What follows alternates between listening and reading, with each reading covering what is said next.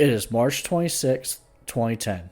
The South Korean corvette ROKS Cheonan is sailing past Bangyangdo Island, near North Korean territorial waters.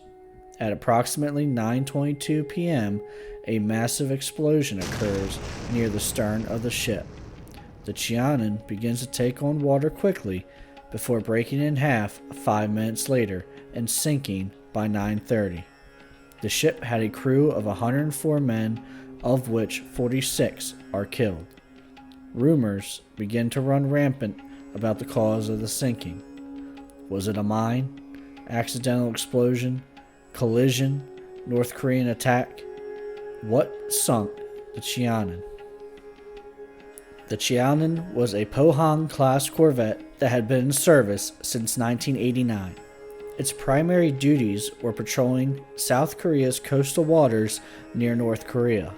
The area the Cheonan was patrolling that night was a known hotspot in the Korean conflict. Several naval clashes had occurred between North and South over the islands in the region, including just 4 months earlier. Suspicion was quickly levied towards North Korea having been involved in the sinking.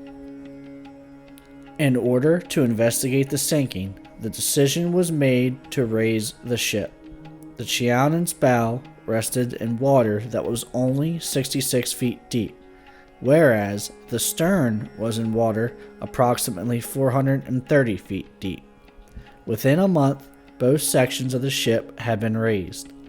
South Korea, along with the United States, Canada, Britain, Sweden, and Australia, began to investigate.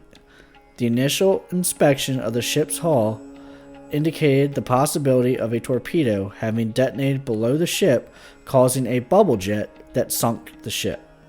A diagram of this can be seen on screen now to illustrate how that would have damaged the vessel. The biggest breakthrough for the investigation occurred in May.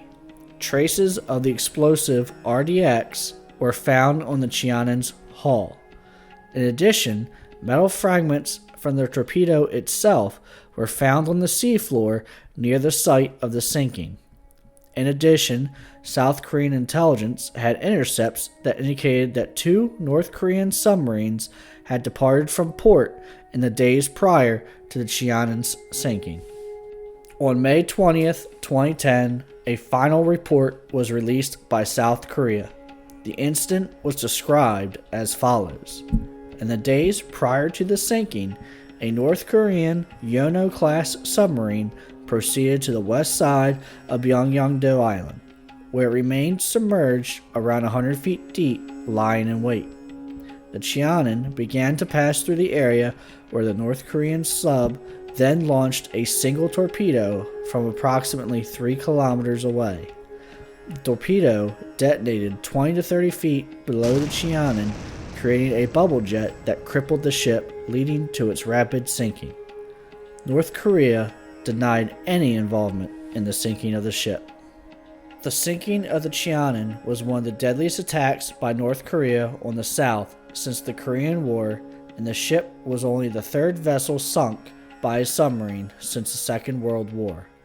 The loss of a major warship was also damaging to the South Korean Navy's reputation and led to South Korea shunning any diplomacy with the North for years.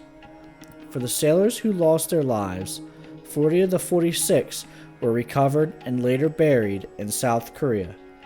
The other 6 were never found.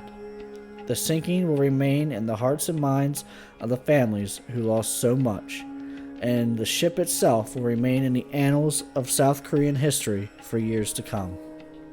The Cheonan will remain yet another tragic reminder of the Korean conflict and its consequences that we still live with to this day.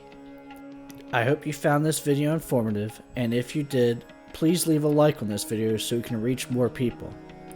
And I will see you on the next one.